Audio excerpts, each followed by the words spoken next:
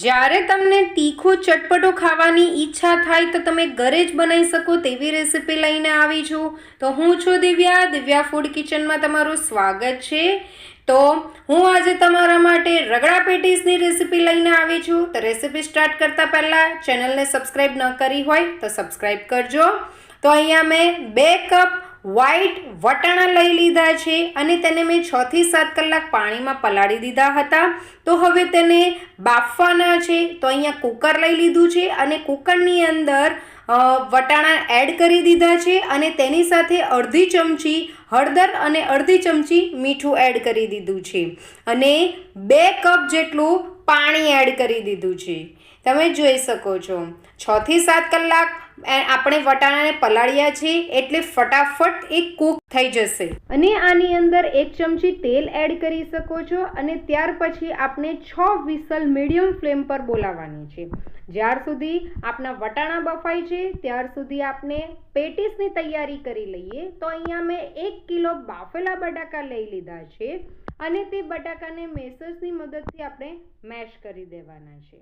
તો બધા જ બટાકા મેશ થઈ જાય ત્યાર પછી તેની અંદર મેં 1 કપ પૌવા ક્રશ નાખ્યું છે. પૌવાને મિક્સર ગ્રાઇન્ડરમાં ક્રશ કરી દેવાનું છે, એડ કરવાનું છે. ત્યાર પછી 1 ચમચી હળદર પાવડર એડ કર્યો છે. ત્યાર પછી 1 ચમચી લીલું મરચું અને આદુની પેસ્ટ એડ કરી છે. 1 ચમચી મીઠું એડ કર્યું છે. 1 ચમચી ચાટ મસાલો એડ કર્યો છે અને 1/4 કપ જેટલા ધાણા એડ કર્યા છે. તમે જોઈ શકો છો. ત્યાર પછી આ બધાને આપણે બરાબર મિક્સ કરી દેવાનું છે. પૌવા ક્રશ આપણે એડ કર્યું છે તેથી આપણા જે બટાકાની અંદર જે મોઇસ્ચર હશે એ મોઇસ્ચર બધું આ પૌવા લઈ લેશે અને આપણી પેટીસ એકદમ કુરકુરી એવી બનીને રેડી થશે. તો તમે જોઈ શકો છો બધું જ મિક્સ થઈ ગયું છે અને એક ડોના ફોર્મમાં આપણા બટાકા આવી ગયા છે. તો હવે હાથની ઉપર આપણે થોડુંક તેલ લગાવી દેવાનું છે અને પેટીસ બનાવવાની તૈયારી કરી દેવાની છે. તો આપણે જે બટાકા જે ડો ફોર્મમાં આવી ગયો છે તેમાંથી થોડું આપણે બેટર લેવાનું છે, બટાકા લેવાના છે અને આ રીતે રાઉન્ડ શેપ આપી દેવાનો છે. તમે જોઈ શકો છો પેટીસનો શેપ આપણે આપી દેવાનો છે. આ જ રીતે બધી પેટીસનો શેપ આપણે આપી દેવાનો છે. એક પેટીસનો શેપ મેં આપી દીધો છે. તમારે તમારી રીતે વધારે જાડી, મોટી, પતલી તમે તમારી રીતે એનો શેપ આપી શકો છો. તો અહીંયા મેં બીજી પેટીસ પણ બનાવીને રેડી કરી દીધી છે.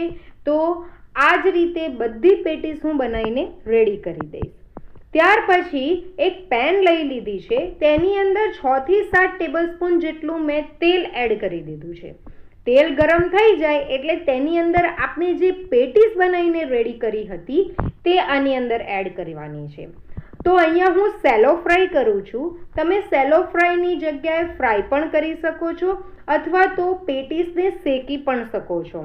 તો અહીંયા મેં સેલો ફ્રાય કરું છું એટલે તેલ મેં આટલું જ એડ કર્યું છે.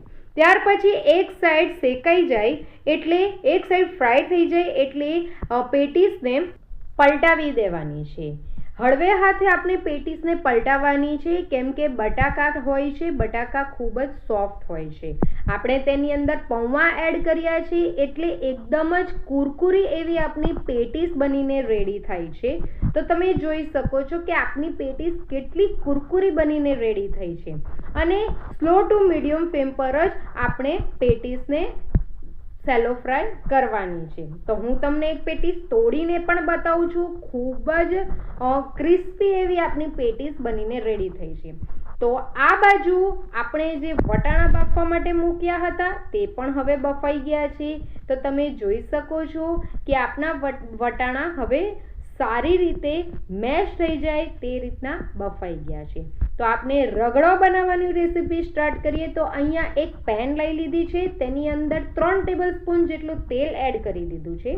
તેલ ગરમ થાય એટલે તેની અંદર 1 ચમચી જીરું એડ કર્યું છે અને જીરું તતરી જાય એટલે તેની અંદર અડધી ચમચી હિંગ એડ કરી છે. ત્યાર પછી અડધી ચમચી લસણ એડ કર્યું છે. લસણ ખાતા હોય તો તમે એડ કરી શકો છો, નહીં તો સ્કીપ કરી શકો છો. ત્યાર પછી તેની અંદર 1 ચમચી લીલું મરચું અને આદુની પેસ્ટ એડ કરી અને તેને 1 મિનિટ માટે સોટે કરી દીધું છે. ત્યાર પછી 1 ચમચી મીઠું એડ કર્યું છે અને 2 ચમચી જેટલું ધાણા પાવડર એડ કર્યો છે, ત્યાર પછી અડધી ચમચી હળદર એડ કરી છે, ત્યાર પછી તેની અંદર 1 ચમચી લાલ મરચું પાવડર એડ કર્યું છે અને આ બધાને આપણે મિક્સ કરી દેવાનું છે. જો તમને લાગે કે તમારા મસાલા બળી જશે તો તમે તેની અંદર થોડુંક પાણી એડ કરી શકો છો. ત્યાર પછી મસાલા સતળાય એટલે તેની અંદર આપણે જે વટાણા બાફ્યા હતા એ વટાણા આની અંદર મિક્સ કરી દેવાના છે અને બરાબર હલાવી લેવાનું છે અને તેને ઉકાળી લેવાનું છે. આપનો રગડો ઉકળી જાય એટલે રગડાને ઘટ કરવા માટે અહીંયા મેં 2 ચમચી બેસન લીધું હતું અને તેને પાણીની અંદર એડ કરીને તેને એક બેટર થોડુંક બનાવી દીધું હતું અને તેને આ રગડામાં એડ કરી દેવાનું છે જેથી આપનો રગડો ઘટ થશે. ત્યાર પછી અડધો કપ જેટલું ગરમ પાણી એડ કરવાનું છે. ગરમ પાણી એડ કરવાથી આપણી જે કૂક થવાની જે પ્રોસેસ છે એ ચાલુ રહે છે. તો તમે જોઈ શકો છો કે આપનો રગડો પહેલાં કરતાં ઘટ થઈ ગયું છે. તો હવે તેની અંદર લાસ્ટમાં ચાટ મસાલો એડ કરવાનો છે અને તેની સાથે અડધી ચમચી ગરમ મસાલો એડ કરું છું અને ત્યાર પછી તેની સાથે 1/4 કપ જેટલા ધાણા એડ કરું છું. તો હવે આ બધાને હવે બરાબર મિક્સ કરી દેવાનું છે. મિક્સ કર્યા પછી તેને 5 મિનિટ સુધી કૂક થવા દેવાનું છે. તો તમે જોઈ શકો છો કે આપનો રગડો હવે રેડી થઈ ગયો છે. તો આટલી જ કન્સિસ્ટન્સી તેની રાખવાની છે કેમ કે રગડો ઠંડો પડશે તો ત્યાર પછી ઓર ઘટ થશે.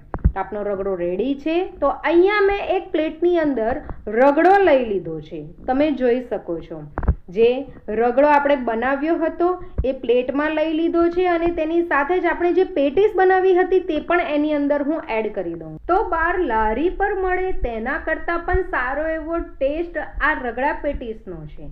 તો આની ઉપર હવે થોડોક રગડો આ રીતે એડ કરી દઉં છું અને તેની સાથે જ એની ઉપર મેં ચટણી એડ કરું છું. તમે જોઈ શકો છો. તો કોથમીર અને ફુદીનાની ચટણી મેં બનાવી હતી તેની રેસિપીની લિંક હું ડિસ્ક્રિપ્શન બોક્સમાં આપી દઈશ. તે આની ઉપર એડ કરવાનું છે. ત્યાર પછી એની ઉપર ખાટી મીઠી ચટણી મેં બનાવી છે તે એડ કરું છું જે ખજૂર અને આમલી વગર બનાવી છે. તો એની પણ લિંક હું તમને ડિસ્ક્રિપ્શન બોક્સમાં આપી દઈશ. ત્યાર પછી તેની ઉપર આ રીતે કાંદાને ઝીણા સમારી દીધા છે તે એડ કરી દીધા છે અને સેવથી તેને ગાર્નિશ કરી દીધી છે. તો તમને મારી આજની સ્ટ્રીટ સ્ટાઇલ રગડા પેટીસની રેસિપી કેવી લાગી એ મને જરૂરથી કમેન્ટ કરીને જણાવજો અને તમે આ વિડીયો ક્યાંથી જુઓ છો તે પણ મને કમેન્ટ કરીને જણાવજો.